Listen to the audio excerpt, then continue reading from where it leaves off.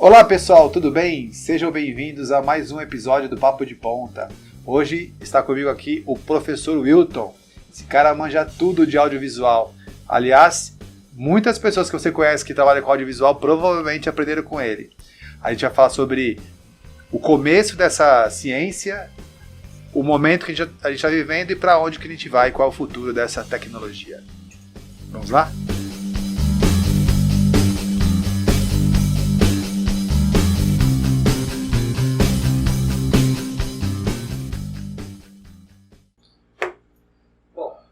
Gravando? Posso mandar bala? Pode gravar bala. Depois que a claquete bate, geralmente... Sim. Mas eu sempre faço isso, que é pra dar uma certeza de que tá tudo bem.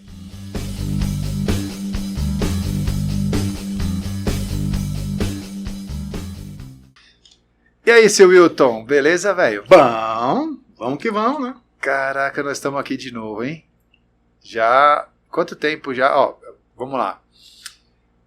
Eu comecei a dar aula com 23, fiquei aqui 10 anos, saí, fiquei 12 e voltei a 3. E você? Me conta aí a tua trajetória aqui na Tecnoponta. Vixe. Eu entrei em 2005. Não. 2005.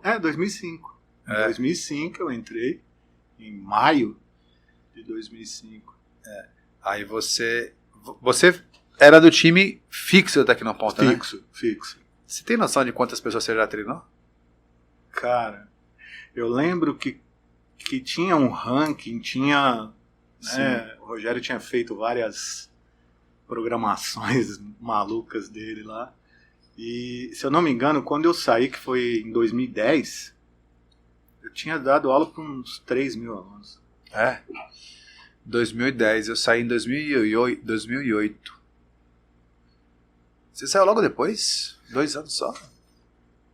Porque foi muito rápido, né? Em 2005, eu entrei que você estava passando os cursos da parte gráfica e tal. Sim.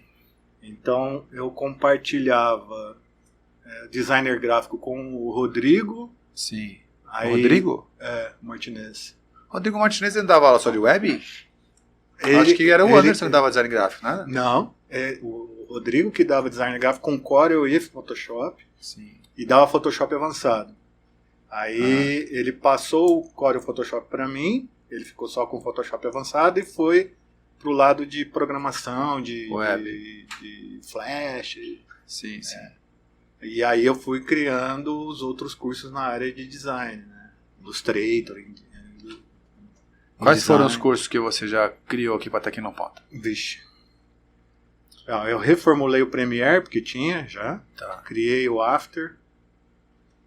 Criei o curso de Illustrator, InDesign, designer gráfico com Illustrator e Photoshop. Sim.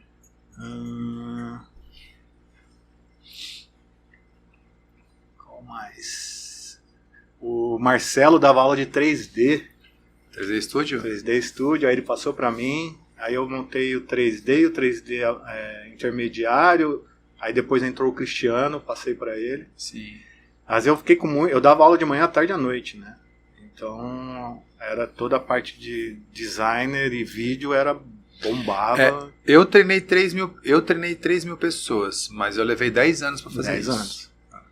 Foi porque quando eu comecei na Tecnoponta, em 98, primeiro curso de web design na Tecnoponta é de 98, quando eu criei esse curso, era CorelDRAW, Photoshop e Front Page. Olha. E ainda tinha um softwarezinho chamado GIF Movie Gear que a gente usava para fazer os GIFs. Então foi o primeiro curso de web design da Tecnoponta. Aí depois eu criei o Webmaster, que é hoje o de front-end, né, que é HTML, CSS, JavaScript, que era a base da parte de programação. Na época era Dreamweaver, né? Na minha época. Era Dreamweaver, era com a Dreamweaver. Eu me certifiquei pela Macromedia na época. A Dreamweaver era da Macromedia, não era da Adobe, né? E eu era certificado, Flash, Dreamweaver, Firefox, tinha certificação profissional. Então esses cursos eu dava com uma certa autorização. Eu tinha uma autoridade técnica porque eu era certificado pelo fabricante a dar esses treinamentos. E aí depois a Adobe comprou, mas quando a Adobe comprou eu já não estava mais dando aula. E aí eu dava o curso de ASP, que era o curso de back-end, que hoje se faz com PHP, sim, né, ou com Node. Naquela época existia o ASP, também tem o .NET, também foi usado, mas eu nunca programei .NET. Aí depois eu fui para a área de servidores, Linux. Quando você foi para Linux, você começou a passar os designs. É que a minha trajetória até aqui no Ponta como professor começou na parte na parte gráfica, que eu não vou falar que era audiovisual, porque era só o visual, não tinha a parte de áudio, não tinha vídeo nem áudio, era só a parte gráfica. Depois eu fui para a área de servidores, que era a área de Linux, e eu no finalzinho estava indo para a área de gestão, curso de Project, curso de PMI, foram os últimos cursos que eu escrevi, foram cursos na área de gestão, que aí eu já estava indo para essa área da administração, do empreendedorismo, né? Sim. Então já fui para essa área. Então as últimas turmas já foi isso aí. No meu retorno agora, já retornei de volta para o princípio. Falei, não, eu quero refazer todo o pacote com o que há de mais novo. Que é todo o pacote que é o que eu estou escrevendo. De Full Stack. Isso, que é o pacote Full Stack 2.0, né? Que essa é uma temática que a gente vai falar aqui todas as vezes, né? 2.0. Você sabe o que é o 2.0? Depende, tem. Não, do Full Stack 2.0. Do Full Stack 2.0 não. Porque a gente tá rindo aqui, eu e o Wander, porque assim, a gente gravou vários podcasts aqui, né? E a gente sempre fala sobre isso, então parece que é muito repetido. Mas o Full Stack 2.0 é aquele profissional que não sabe só programar, mas ele sabe também criar. Gestão. Gestão. Então ele entende de solução de problema com base nos fundamentos. Por exemplo, o cara vai fazer um sistema para uma loja, ele entende de gestão de estoque. Então o 2.0 está relacionado ao cara. É o final da minha trajetória lá, como professor aqui. Sim. Então o que eu percebi? Eu percebi que eu tinha que saber o front, que é toda essa parte visual, o back, que é a programação, essa parte de Linux, mas que o que realmente me fez ter uma alavancada na minha vida profissional foi quando eu comecei a perceber que essa tecnologia tinha que servir para alguma coisa. E aí a área de gestão fez sentido porque eu comecei a estudar como que eu podia ajudar as pessoas a evoluírem através da gestão. E aí colocando aquilo a serviço disso, é o 2.0. Entendeu? Então, quando a gente fala Full Stack 2.0, a gente está falando de toda a parte visual, com toda a parte de back-end, inclusive Linux, e a gestão. Todo o pacote. São 14 cursos. Legal. Que eu escrevi aqui dentro. Como você entrou nessa área? Porque você chegou... não foi quando você chegou na Tecnoponta, né? Depois que eu já tinha um tempo de Tecnoponta, em 2 anos que eu fiquei dando aula direto, sim, eu estava já... Acho que o Rogério percebeu que eu estava bem cansado, que eu dava aula de segunda a sexta, de manhã à tarde à noite, e sábado de manhã à tarde. Eu então, também fazia muito isso. Estava já esgotado. Ele me colocou na coordenação. E aí eu contratei Cristiano, contratei Emílio, outros professores que passaram por ali. E aí, num bate-papo, né, a gente sempre fazia, né, no final... É o papo de ponta. O papo de ponta que a gente fazia, né? Que você não transmitia, não gravava, não contava pra ninguém. Na sala do Rogério, ali na recepção e tal. Sim, sim. E aí o Rogério me contou que o meu currículo ele pegou do lixo. Do lixo? Pois é. O que o Rogério estava fazendo no lixo? Primeiro, o que o meu currículo estava fazendo no lixo?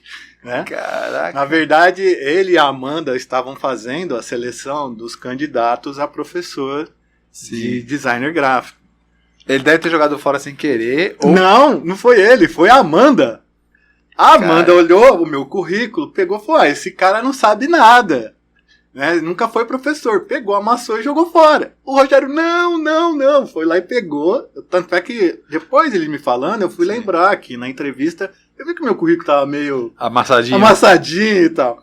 Mas ele falou: não, esse cara teve uma produtora.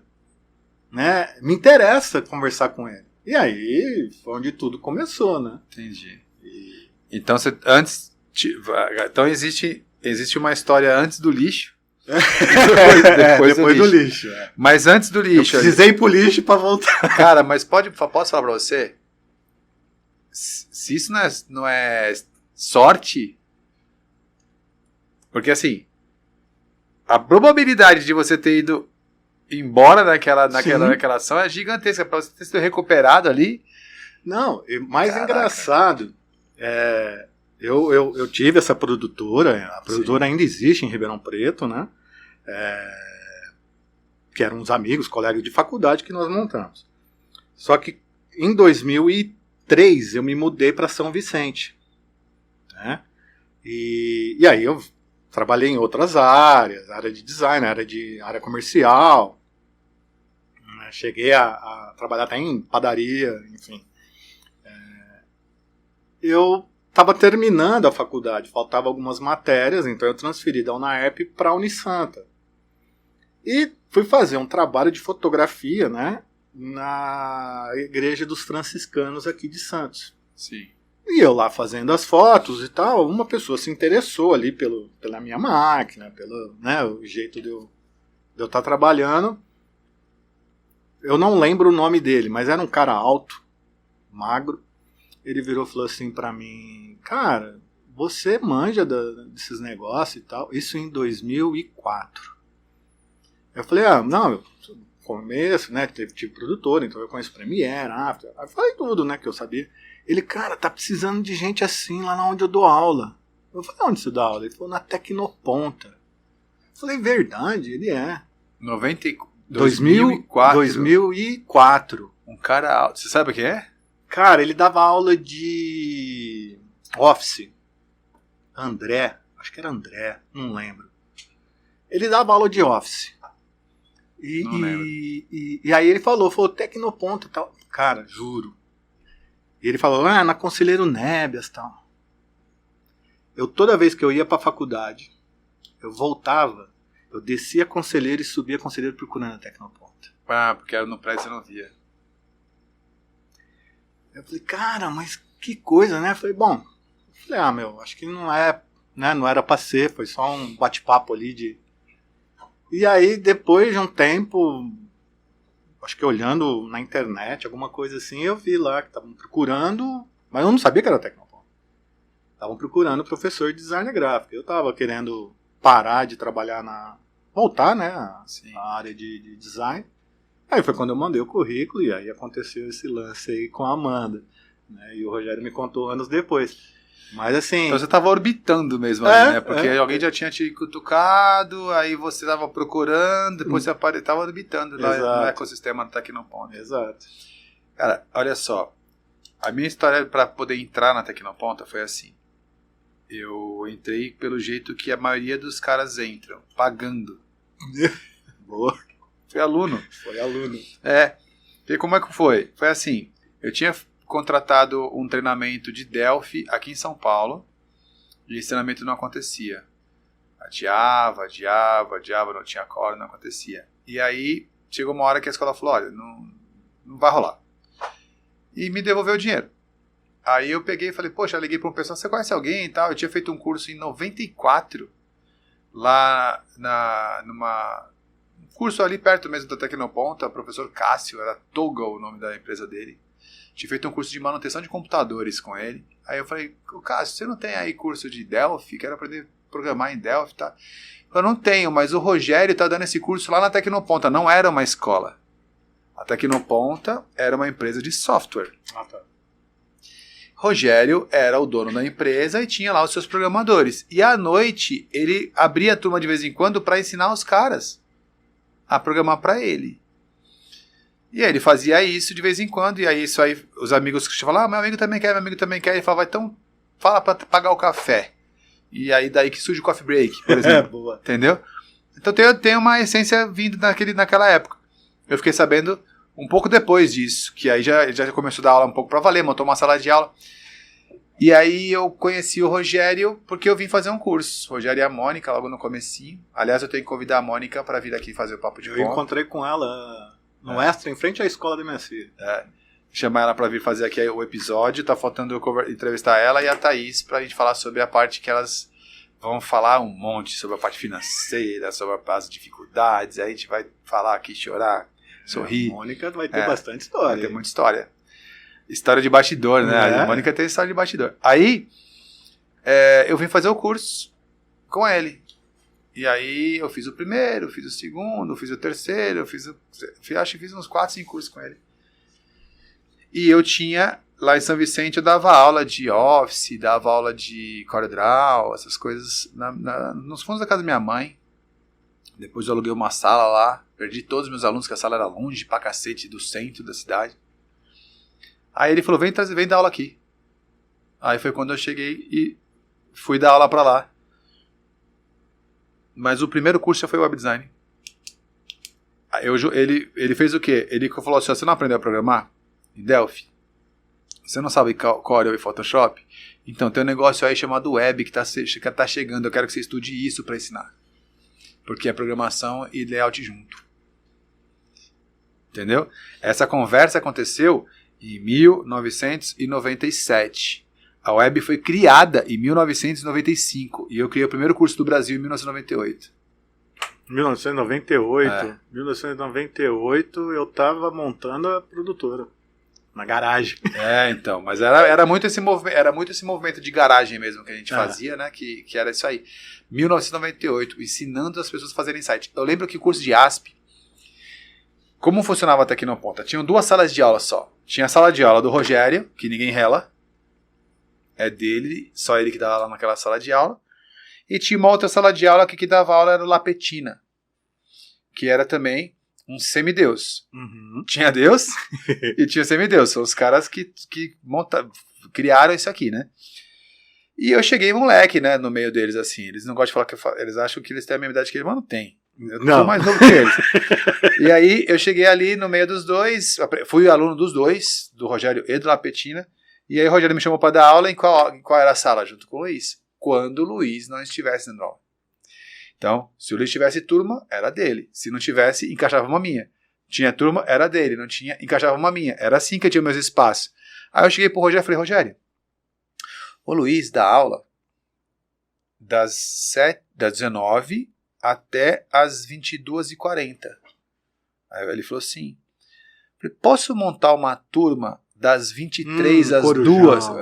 O famoso Corujão. Então, o famoso Corujão teve só uma turma e fui eu. Não teve mais do que isso.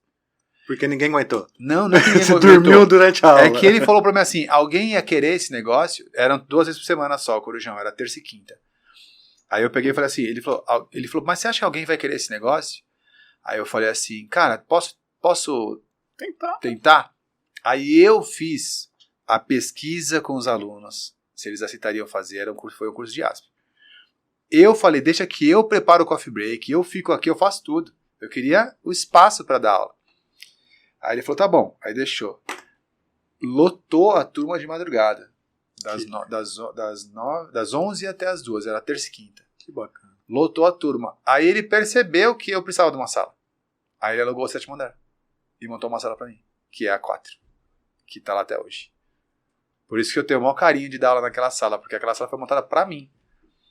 Óbvio que ele já montou a 4, a 5. Mas aí ele alugou aquela onde hoje é a sala 4 e a sala 5. A sala 4 foi montada para mim. E foi ali que eu treinei mais de 3 mil pessoas, na sala 4. Aí depois eu fui para a sala 5, porque aí eu fui para o Linux, era uma coisa com um público menor. Eu acho que aí que caiu, né? Que o número de alunos seu se manteve, não assim, ele exponenciou, porque você começou com o backside, você ficava de manhã à tarde com o backside, e à noite dava aula de Linux, então a taxa de alunos, a minha aumentou. Mas eu comecei a dar aula de Linux porque eu precisava montar... O curso de Linux foi a maior maluquice. O curso de Linux foi assim. O Rogério, quem foi dar o curso de Linux lá foi o Daniel Lafraia, que era dono da Iron. Lembra que tinha um provedor de internet chamado Iron? O dono da Iron foi dar o curso de Linux lá. E o Rogério foi aluno dele nesse curso de Linux lá. Mas era Red Hat 4. Era um negócio meio que... Era quase um curso de MS-DOS. Era bem começo para montar provedor. Era bem no começo. Eu nunca tinha escutado falar sobre Linux. Aí o Rogério falou assim, Emerson, isso tinha uma turma de sábado, que aí o Daniel Lafraia vendeu Iron para uma empresa e foi embora para os Estados Unidos. E a turma estava lá. A turma para acontecer e não tinha ninguém para dar aula. Aí o Rogério falou assim, eu vou estar dando aula de Delphi nessa mesma período aqui, o Lapetina vai estar dando aula de Windows Server, só tem você. Aí eu falei, cara, mas como assim? Aí ele falou, eu te ensino e você ensina os alunos. Então, é como se eu tivesse sido um multiplicador daquele conhecimento. Só que como era de sábado, e o curso de sábado eram 6 aulas e tinha espaço, aí ele fez o intensivão ali para poder me explicar no começo. Cara, posso falar para você? Eu almoçava, jantava, dormia, tomava banho. Eu me apaixonei pelo Linux, cara. Que doido. Aí aquele negócio era sensacional para mim. Eu não via a hora de chegar ao sábado para poder mostrar para os alunos o potencial daquela ferramenta. E depois eu fiquei 5 anos na aula de Linux. Eu criei, além daquele básico de Red Hat 4, eu criei mais 4 cursos. Isso aconteceu comigo com After Effects, quando eu conheci o After. Eu criei 4 cursos. Sabe quem ficou no meu lugar? Sabe o que eu coloquei no meu lugar no curso de Linux? O Gustavo Litt. Ele veio aqui também, deu a entrevista e ele contou essa história, como foi. O moleque voou também, cara. Tá bem. Gustavo agora tá correndo, tá? Tá magrinho. Tá magrinho. Mas o Gustavo também era aluno brilhante, professor espetacular, profissional. Eu coloquei o Gustavo em diversas empresas, inclusive na minha mesmo. E eu acho que a última turma de web design sua foi comigo. Você me deu aula. Foi? Eu acho que foi. Eu não lembro. Eu parei de dar curso de web porque eu estava dando aula também, naquela época, quando eu dava o curso de web, também era de manhã, de tarde, de noite, sábado, o dia inteiro, também era nesse ritmo, sabe? E eu me lembro de eu não ter prazer em responder as perguntas, porque eram as mesmas perguntas.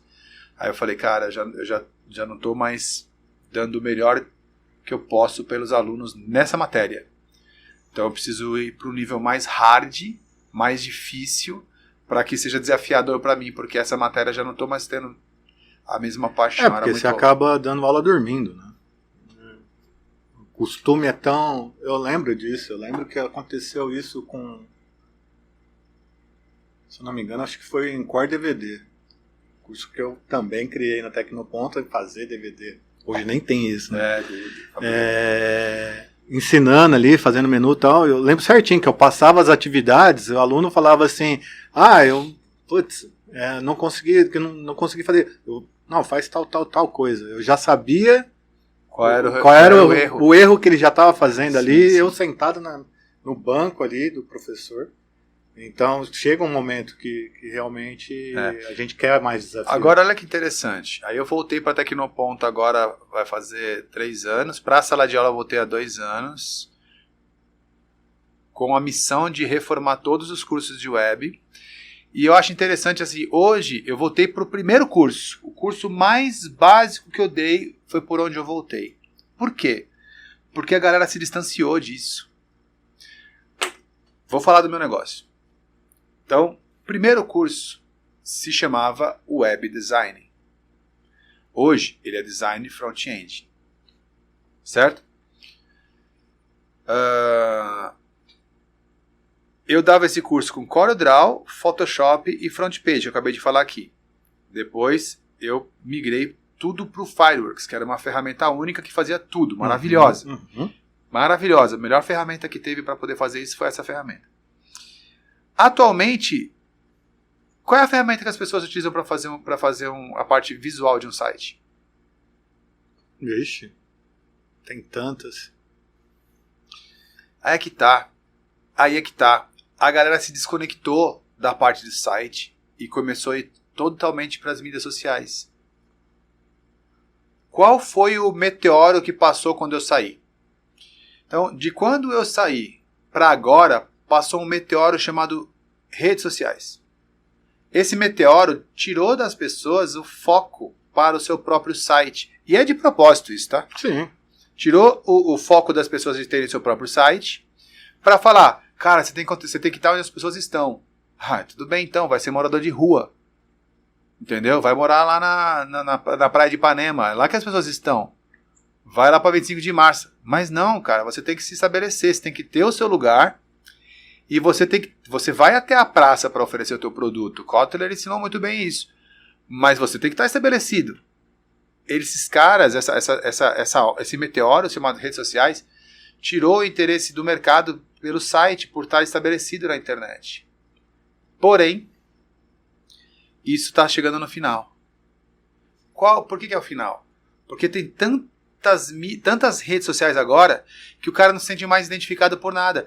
Então agora você vai onde as pessoas estão. Elas estão onde? No TikTok, no Instagram, no Facebook, no Tinder, no LinkedIn, no Telegram, no YouTube, no Telegram, no WhatsApp. Onde é que as pessoas estão? Se vira agora, fica lá só com uma fanpage. Aí o pessoal está voltando a fazer o que era e não sabe mais fazer. Então faz sentido, é como se nós estivéssemos reconstruindo. Então falou, deixa que eu vou mostrar para vocês qual que é o caminho novamente. Se você analisar bem, o vídeo está indo por esse caminho. Vamos falar sobre isso, que é um assunto bem interessante, que é justamente essas reviravoltas. Eu costumo dizer assim, a minha primeira empresa foi a banda de rock. Eu tinha 15 anos de idade e eu tinha uma banda de rock. Ali eu aprendi a trabalhar em equipe. Ali eu aprendi a organizar meu tempo. Ali eu aprendi a agenda. Ali eu aprendi a entrar em contato com os bares para poder organizar quando é que nós iríamos tocar. Ali eu aprendi a lidar com faturamento de bilheteria. A primeira empresa que eu tive foi uma banda de rock. E ela foi ali dos 15 aos 19. Como é que essa banda acabou? Quando é que eu perdi a vontade de tocar num barzinho e de fazer um som? Quando chegou o karaokê, o videokê. Você lembra dessa época? Lembro. Tudo quanto é bar ou restaurante, tinha um. Botava um videokê. E aí acontece uma coisa interessante que é assim. O videokê fez pessoas normais ou pessoas comuns irem até o palco, pegar o microfone e cantar. Sim. Então todo mundo teve a oportunidade de se sentir especial. E quando todo mundo é especial, ninguém é. Eu vou até um pouco além. Por que acontece? Quando a pessoa tem uma facilidade com relação a uma coisa, ela esquece do básico necessário para aquilo, e aí é fácil fazer, então faz qualquer coisa. Então, mas o que eu estou dizendo é o seguinte, toda tecnologia, toda ciência, vamos imaginar assim, toda técnica, ela tem o seu processo. Por exemplo, se a gente fosse aqui, vamos pegar uma coisa bem nova, metaverso. Metaverso é um assunto parecido com o web de 20 anos atrás. Sim. Lá quando eu discutia, quando a gente fazia o papo de ponta lá na portaria, na recepção, para falar sobre o web, era assunto de metaverso hoje. É uma coisa que todo mundo sabe que existe, não está pronto, ninguém sabe o que é.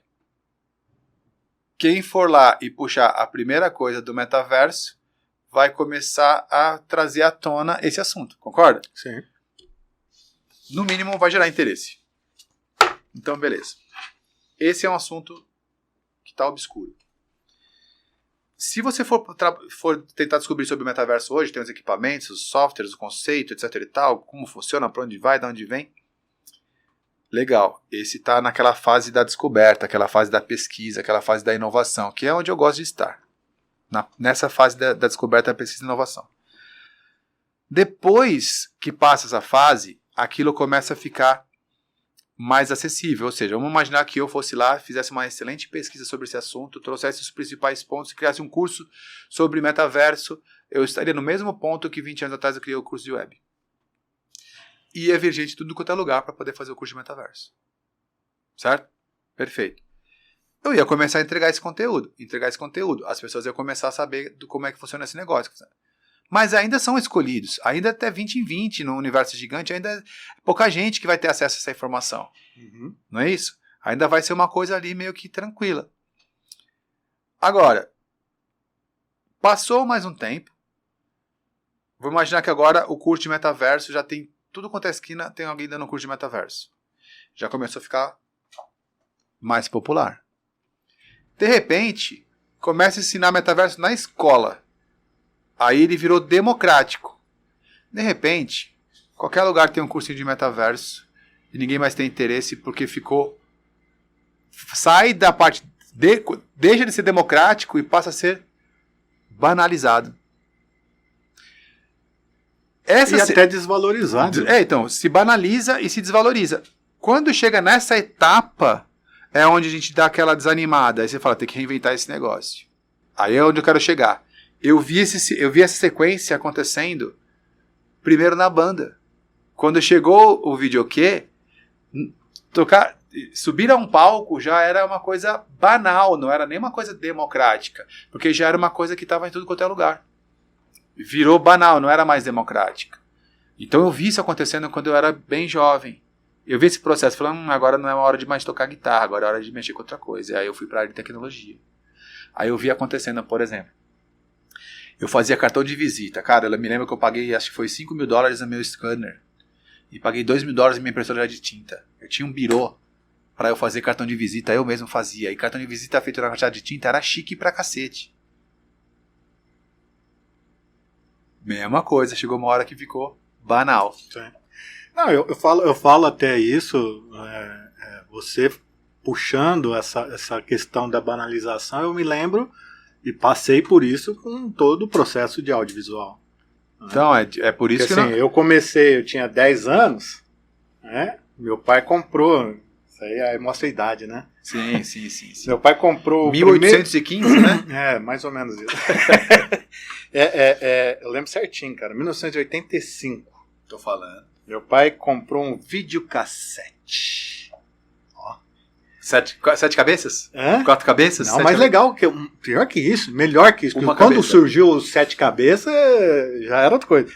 Controle remoto com fio. Cara, era a coisa mais engraçada assistir filme em família no final de semana. Porque o controle ficava com quem? Com o pai. Com o pai. Lógico. Né? Aí você tava deitado no chão, você tava jogado ali vendo a televisão, né? Que hoje não é uma Smart TV, era uma televisão de tubo de 20 polegadas. 20 polegadas. Então você via filme ali. Sim, hoje você dá um monitor de 20 polegadas pro teu filho. Dá um pause que eu vou no banheiro. O pai dava o pause, só que você esquecia que tinha aquele deleto do fio passando no meio da sala. Cara, esse controle remoto voava. Pá! Passava correndo para ir no banheiro, você chutava o fio, o controle remoto ia embora. Aí o que eu fazia? Meu pai ficava pé da vida comigo, porque assim, eu alugava 1, 2, 3, 4 filmes. E você tinha um prazo para devolver. Rebobinado. Rebobinado. Eu não devolvia no prazo. Eu perdi o prazo. Por quê? Porque eu assistia 1, 2, 3, 4, 5 vezes o filme. E depois eu brincava de um vídeo pro outro. Fazendo dublagem, brincando, entendi, fazendo coisa. Foi onde eu comecei a ter um pouco mais de prazer ali no audiovisual. Sim. E aí, na minha escola de ensino fundamental, tinha um departamento de audiovisual. Sim. Né? E eles filmavam gincana, festa junina, formatura. Aquelas filmadoras gigantescas. Filmadora de ficar no ombro, aquelas coisas e tal. E vídeo para vídeo, som ligado, ou seja, edição linear. Né? Eu comecei a pegar gosto por aquilo. Né? Depois eu fui para a televisão, trabalhei na TV Clube de Ribeirão, conheci pessoas assim sensacionais de tecnologia, de toda aí. Fui ver como é que funcionava um 3D Studio, né? Ali isso já era 88, 90. Né? Um Photoshop da vida ali, tudo em coisas no computador. Mas era beta, então linear, né? De um vídeo para o outro. Então fazia todo o trabalho passando já direto à edição. Quando eu montei a produtora, que aí já vem a primeira parte, é que quando chega o digital. Sim. Então começou a vir as plaquinhas de captura para você colocar no computador. Ali começa a popularizar. A popularizar. Então, eu lembro que um dos investimentos mais pesados que nós fizemos foi comprar um HD externo SCSI. De quanto? 9 gigas. Tinha o Zip Drive também. Zip Drive. Né? Tinha o Zip Drive e tinha 100 megas, 100 discão. megas, discão e o disquetinho, né? E o CD. Disquetão, grossinho. Não, tinha o disquetinho normal, né? Era 1.45, né? Acho que era isso, E tinha o Zip Drive e o HD era desse tamanho, cara. Tinha que ligar ele primeiro e depois ligar a máquina. Ele ligado com um cabo dessa lapa lá atrás, numa aceleradora SCSI.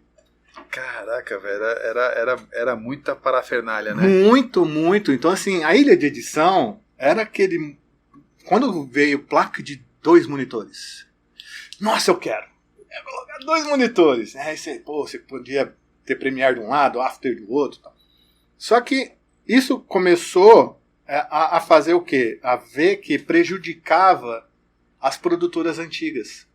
Ah, sempre é assim. Porque as produtoras antigas... E a Kodak? Não, nem se fala da Kodak. Então, acontece.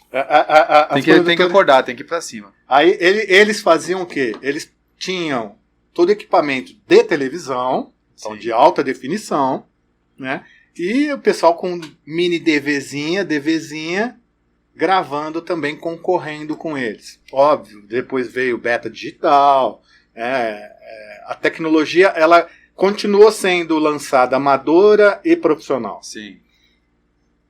Mas chegou-se num ponto, por exemplo, em 2006, que começou a vir o celular.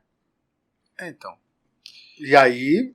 Eu começo a ver assim, a sociedade tá se comunicando com o audiovisual, então não dá mais pra você, não é mais uma coisa...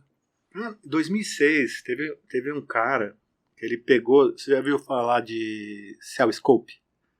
Que é você transformar o seu celular como se fosse num microscópio. Nunca vi. É uma lente que você coloca e fica igual um microscópio. Isso acho que custa $300, $400 uma lente dessa. Os caras, acho que em Berkeley, na Universidade de Berkeley, acho que foi isso. Os caras pegaram um N8 da Nokia, colocaram um Cellscope e fizeram um stop motion com o personagem, uma mulher de 9 milímetros. E ela foge num cenário, a coisa mais louca que os caras fizeram com o celular. Hoje tem filmes com iPhone, com coisa. Então, assim, a tecnologia avançou de uma maneira tão brutal que o audiovisual hoje, cara... Vamos voltar para esse ponto aí. Então, só para poder a gente fazer uma linha do tempo. Então, eu falei da banda lá, que chegou na parte do videokê, eu falei, pô, já chegou, agora já virou, todo mundo pode fazer. Essa é uma coisa. Aí, quando eu fui para a parte da gráfica, cartão de visita deu aquela banalizada. Aí eu fui para a web.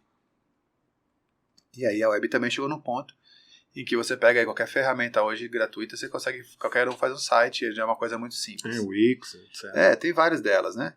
E aí, você fica assim, qual que é o próximo passo? E, de fato, o que eu percebi? E agora, nesse momento, está acontecendo no teu universo. Que é justamente assim, por exemplo, hoje você com telefone celular consegue gravar tudo, você consegue editar tudo, você consegue publicar tudo, você consegue produzir conteúdo audiovisual só com o telefone. E de qualidade. Então, mas aí qualidade, vírgula.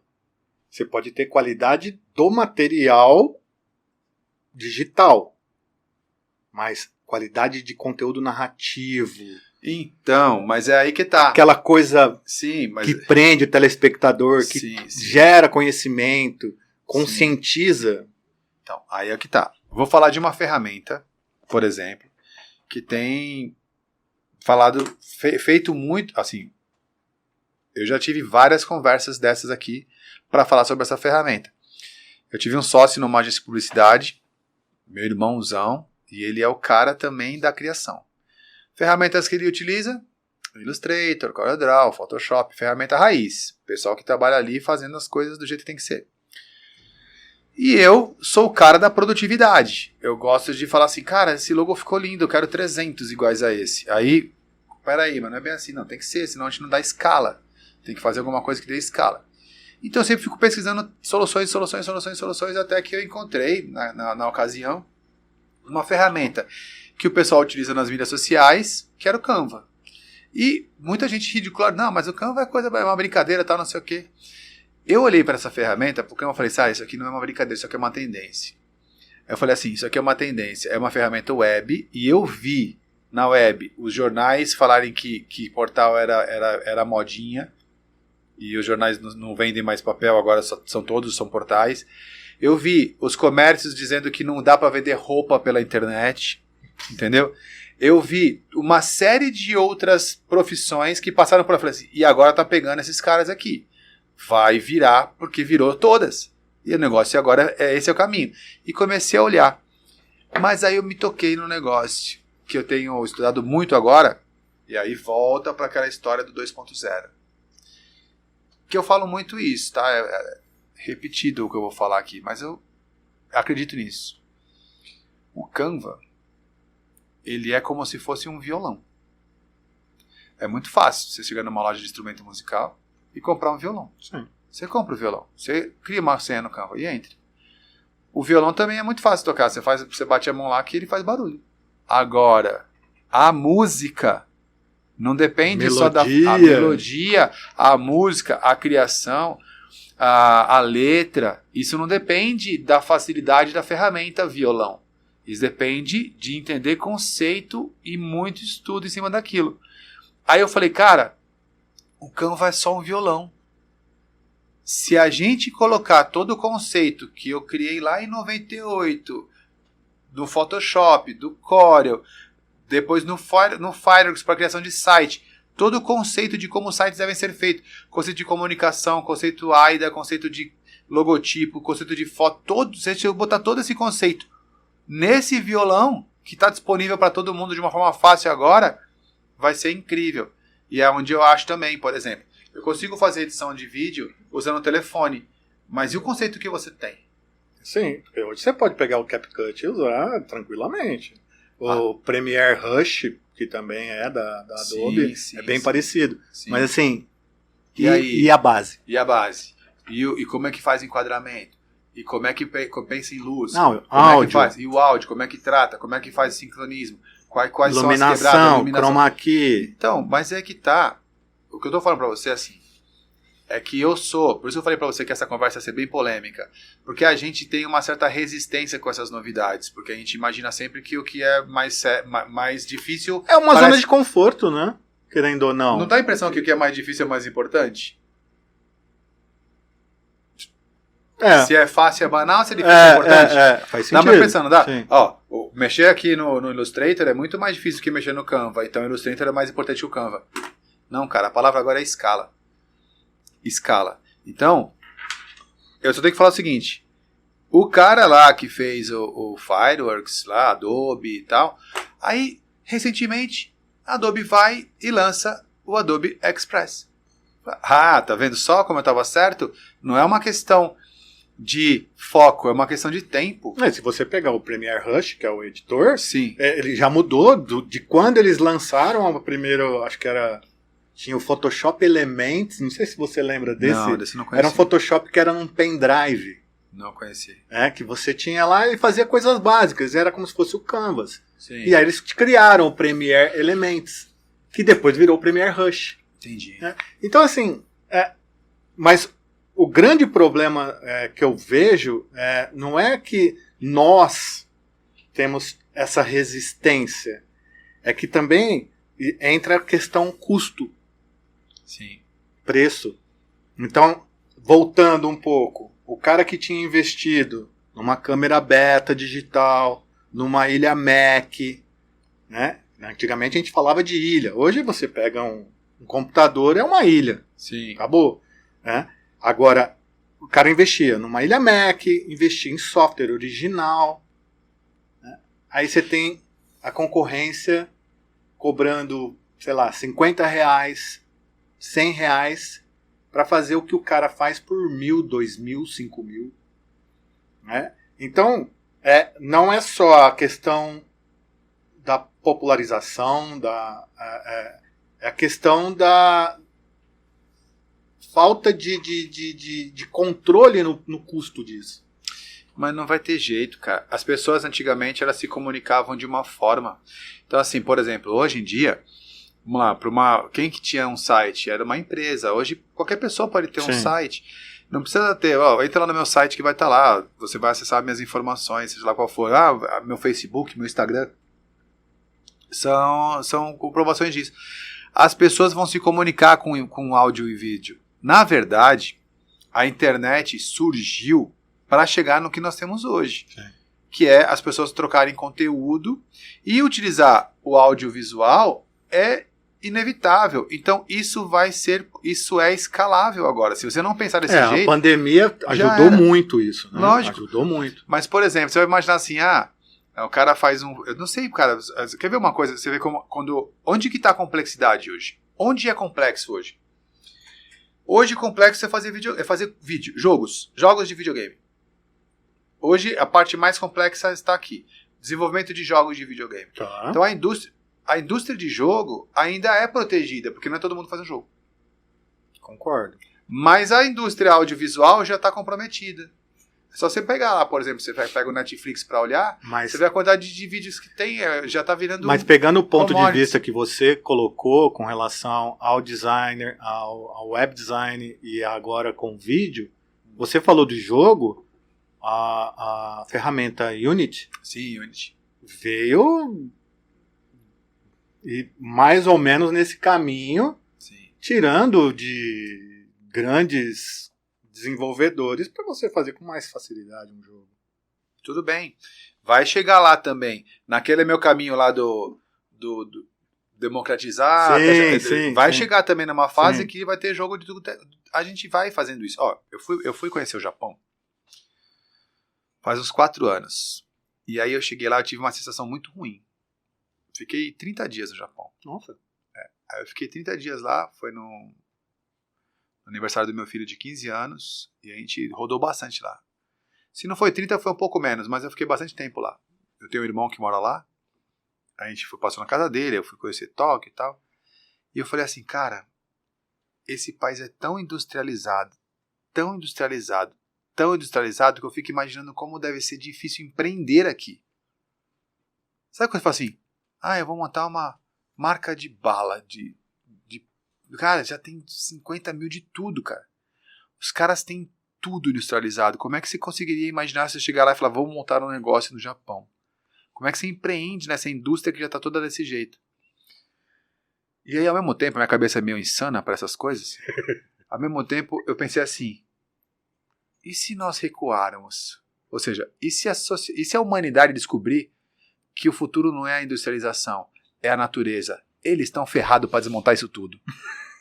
Na minha cabeça veio isso, sabe? Falei, cara, eles foram para um caminho. Na minha concepção é mais ou menos isso. Quando você começa a ver todo mundo indo para as ferramentas de comunicação em massa dessa forma de comunicação, você tem que ter um pouco de insanidade e falar, cara, vai ter um momento que ninguém isso... tá vendo? Exato. O que é que ninguém tá vendo, entendeu? O que é que tá todo mundo indo para cá, mas tem algum ponto aqui que eu tenho que olhar para poder falar, esse é o ponto para eu poder me destacar e ser diferente dessa massa. Olha que engraçado. Hoje fazer site já é uma coisa chique de novo. Por quê? Porque todo mundo deixou de ter. E todo mundo tem lá, eu tenho um Facebook, eu tenho um Instagram, me siga no... Vai aqui no YouTube, no TikTok, não sei o que lá. Não, cara, não me segue em lugar nenhum. Meu site é www.tecnoponta.com.br. Entra lá que você vai ter toda a informação a meu respeito. Hoje fala, mas parecia tão óbvio. E aí caiu, todo mundo foi para um lado, fala assim, então agora... Aí por isso eu falei, eu vou pegar do começo e vou refazer todo esse trabalho aqui para as empresas voltarem. Eu acho que assim, que agora eu tô voltando a Tecnoponta um ano e pouquinho. Sim, aí, né? sim. Então assim, eu acho que o que agora o audiovisual vai levar é assim, você tem essa ferramenta para você editar, para você mexer com áudio, para você deixar teu vídeo, mas você precisa dessa base. Sim, mas é que tá. Então, assim, todo o conhecimento básico de enquadramento, roteiro, tarará, tem que ser passado para que não vire qualquer coisa. Mas o que eu quero falar com você, Wilton, é sobre isso. E se a gente tirasse o olhar da ferramenta, como eu sempre fiz, tá? Não era curso de Fireworks. Era curso de uma técnica chamada Web Design, em que nós utilizávamos o Fireworks. Não era curso de Dreamweaver. Era um curso de Webmaster, em que eu utilizava o Dreamweaver.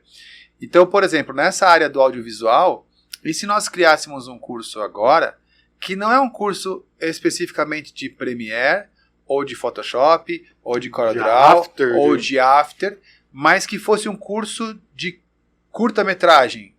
Por exemplo, um curso que ensinasse um início, meio e fim de uma técnica e que nós podemos decidir se vai ser o Premiere ou se vai ser o CapCut. Sim. Ou se vai fazer pelo telefone, se vai fazer pelo computador, mas a técnica, o passo, o processo é que é o segredo. Exato. A metodologia, o que realmente nós temos como segredo, por conta da experiência que tivemos em toda essa...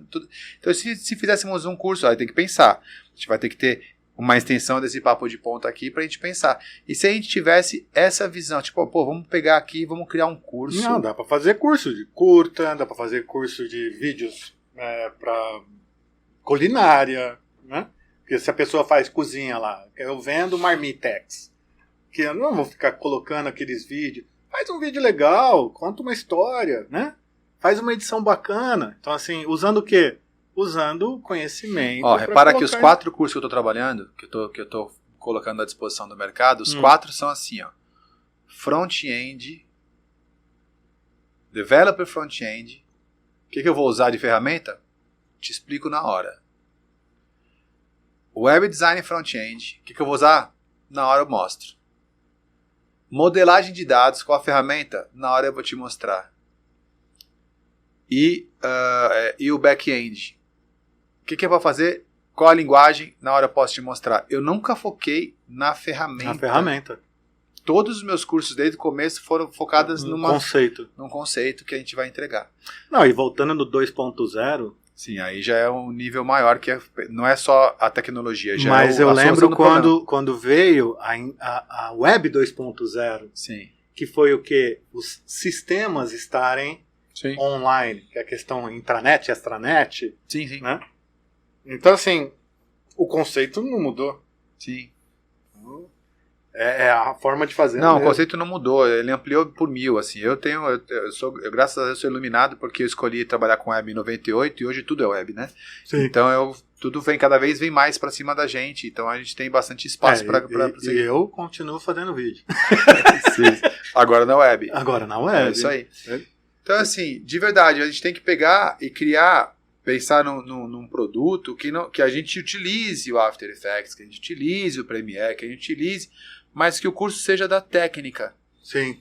Que o curso seja da produção audiovisual. Aí a gente tem que ver, assim, o que a gente pode... Conceitos, princípios. Por exemplo, a gente teve aqui recentemente, assim, treinamento para YouTuber. Mas o YouTuber ainda é o meio. O YouTube é o meio, ele não é o fim. Treinamento para a criação de podcast.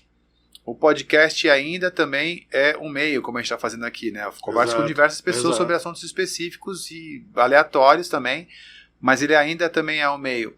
Mas, de fato, o que é que eu estou fazendo com o meu podcast? O que é que eu estou fazendo no YouTube? Eu estou querendo conscientizar as pessoas da importância de aceitar primeiro que tecnologia é commodities, ou seja, a tecnologia não é uma questão que você... Já foi o tempo de, olha, se você vier aqui aprender a programar, você vai ser um cara muito legal. Não, cara, se tu não souber programar, você não vai ser um cara muito ruim. Agora é uma obrigação. Você tem que saber esse negócio, senão você está fora do mercado, porque lá na frente vão ser sistemas que vão dominar o mundo. Daqui a pouco você vai estar trocando ideia com o ChatGPT lá da inteligência artificial sem saber nem falar com ele. Porque lidar com sistemas é uma obrigação, não é mais não é uma diferencial. Não é longe isso daí. Essa visão que você está colocando como uma pessoa que programa, uma pessoa que sabe design, uma pessoa que sabe vídeo, uma pessoa que tem inteligência emocional, que sabe gestão de pessoas. Essa pessoa não é para 2050, é para 2025. Não. Sim. Então, assim, ela tem que...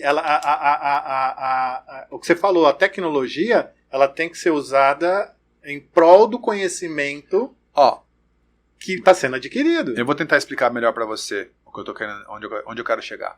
Você programa? Em HTML. Vamos lá. Você já sabe mexer no HTML. HTML, os haters vão dizer que você nunca programou, porque o HTML não é uma linguagem de programação, é uma linguagem de marcação. Aí já é coisa do técnico. Fechou. sem problema.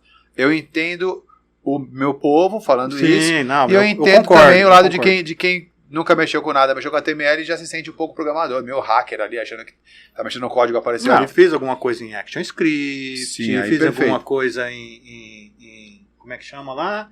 Delphi, JavaScript, não, Delphi não. Java. Não, no After Effects tem. É como se fosse um... É para criar as macros lá, né? É como se fosse um VB. Sim, mas sim, é do After Effects, uma linguagem própria, um script próprio ali. Sim. Que é linguagem direcionada a objeto. É como se fosse um ActionScript. Mas eu vou explicar melhor para você onde eu quero chegar. Todo mundo programa. As pessoas não sabem programar a linguagem de programação. Mas todo mundo programa. Por exemplo, para a gente estar aqui hoje, você não se programou? Sim. Você não organizou que você ia fazer tal coisa, depois você ia fazer tal coisa, depois você ia fazer tal coisa? Então, as tecnologias estão chegando num ponto que as pessoas vão programar em português, vão programar pegando caixinhas, com ferramentas do tipo no-code ou low-code. Então, a habilidade de programar vai ser uma coisa também humana, porque é humana. O que difere a gente dos animais é a habilidade de programar, Sim. ou de se programar. Cara, o ano que eu vou estudar, vou fazer a faculdade, porque o ano que vem eu quero ser tal pessoa. Isso é uma programação que os animais não fazem. A gente é programador raiz, o ser humano é programador. Só que vai chegar uma hora que esses caras também, que são os programadores lá, os escovadores de bit, vão falar, perdi meu emprego, porque o cara fez aquele negócio com 3 cliques e demorou 2 dias para fazer a mesma coisa. É para esse lugar que nós estamos indo, entendeu? Então, quando eu falo que as pessoas têm a obrigação de programar, não é porque elas têm a obrigação de fazer código, mas elas vão aprender ferramentas que vão automatizar processos, nem que seja com clique e arrasta. Isso vai acontecer. Sim. Então, a parte da tecnologia é a obrigação. O que vai deixar a pessoa no ponto de bala é ela saber o que ela tem que automatizar. Que aí é o lance repetitivo do 2.0. Ou seja, ela pegar um telefone e fazer um vídeo, editar um vídeo, todo mundo pode fazer. Agora, se eu quero convencer o meu cliente a comprar, que tipo de vídeo que eu tenho que fazer, qual é o roteiro, enquadramento, entendeu? Exato. Aí é onde eu falo que a gente tem que colocar em cartaz, e aí a gente pode trabalhar junto nisso. O audiovisual 2.0. Pois é, aí já foi pro meu lado. Ou seja, o audiovisual que tem alguma coisa ali. Você não é o Premiere mais, não é o Final Cut, não é o CapCut. Não é mais o... É qualquer um. Não, é qualquer um, porque todos eles vão fazer a mesma coisa ali, que é você vai ter que lidar com frame, você vai ter que lidar com isso, mas é o que você vai ter que produzir. A nossa missão é produzir esta coisa aqui. A gente vai fazer um criativo que vende mais. Aí a gente vai usar o que for. Essa é a aula 1. Na aula 2, você entendeu? Sim, e aí eu tô te passando uma lição de casa aqui pra gente ficar continuando com esse missão dada é missão cumprida. Porque aí a gente vai trazer para as pessoas elas aprenderem, porque tecnologia é atualmente e tende a ser commodities. O que a gente tem que aprender e o que a gente vai ensinar aqui, é o que eu faço desde sempre, cara, eu vou te ensinar a produzir, a ser alguém, ter uma profissão. Só para pegar o gancho, né, da questão de tecnologia e história, né? Uma das pessoas que me ensinaram a colocar o conceito, né, na frente da tecnologia foi um cara chamado George Lucas. Que ele fez um filme em 77 com maquete, né? Ele explodia as maquetes, passava a câmera na maquete, etc e tal. Hoje se faz tudo em tecnologia. Sim, sim. Eu fiz um bloco de concreto em 3D para o meu cliente. Como? Um bloco de concreto voando em 3D. Mas o bloco de concreto tá voando. Mas eu não usei o 3D. Você usou o bloco de concreto? Eu usei o bloco de concreto. Tacou no cliente? Não taquei no cliente. Mas eu fiz toda uma artimanha numa sala, com iluminação, com fios, que eu aprendi vendo making off de filme, estudando fotografia, posicionamento de câmera, iluminação, tal. Eu fiz o bloco girar conforme o cliente queria. Mas também porque o sócio vendeu uma animação 3D. Não tinha dinheiro para pagar. Entendi. Né? Então eu tive que improvisar. Mas é aí que eu acho que o brasileiro consegue ir mais do que o japonês. Né? Não, então... Porque aqui tem espaço para empreender. Aqui tem. O Brasil é um lugar cheio de oportunidade. Cheio de oportunidade. E o que precisa é pegar a criatividade que o brasileiro usa mal e focar isso, levando o conceito do full stack, o conceito, né, de um roteiro, o conceito de uma fotografia para você fazer uma montagem no Photoshop. Porque assim, o que você vê de montagem mal feita no Photoshop é bizarro. Né? Principalmente assim, hoje em dia não é difícil você tirar o fundo de uma foto. Sim, sim. Eu já vi sites bonitos que o banner tá lá a pessoa com o cabelinho branco da foto aparecendo. Poxa, sim. Não precisa ter o Photoshop. Tem outras tecnologias. Sim. Mas precisa tirar para o cabelo ficar transparente. Igual eu aqui, por exemplo. Você tá transparente ou sem cabelo? É recorte. É Photoshop. Tá, entendi. Wilton, nosso tempo já está estourado já. Estourou? Nossa E aí, senhora. assim, eu acho que parece repetitivo também eu falar isso. Mas, bom, a gente vai voltar a conversar mais. Vamos ver se você produz e a gente marca mais um episódio para você me mostrar o que você preparou nessa linha que a gente conversou hoje, beleza? Pode ser, uma boa ideia. Pode ser? Boa ideia. Que aí a gente vem aqui no episódio e você fala, cheguei nisso aqui. Então esse é o áudio visual 1.0. A gente volta no 2.0. Então você vai trazer para mim isso aí e assim, não me manda antes. Eu quero ver na hora do episódio.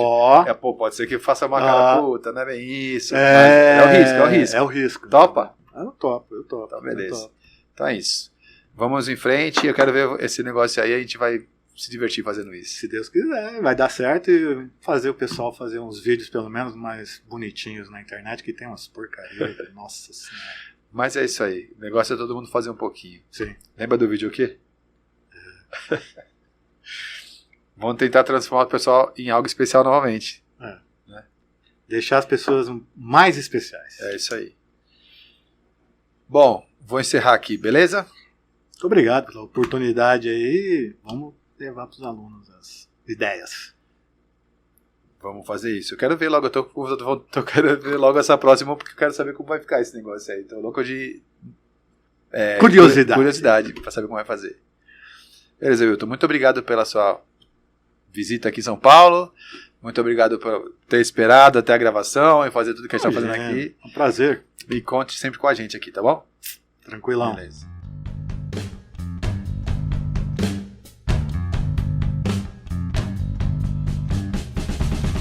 Bom, é isso aí, pessoal. Como vocês viram, esse aqui é só 1/2, né? Do nosso episódio com o Wilton. Agora ele vai ter o tempo dele para poder passar pra gente. É quase um reality aqui, é a primeira vez que a gente faz isso. Eu espero que vocês tenham gostado e me acompanhem. Eu aviso vocês quando chegar a hora de ver o que ele trouxe pra gente, tá bom?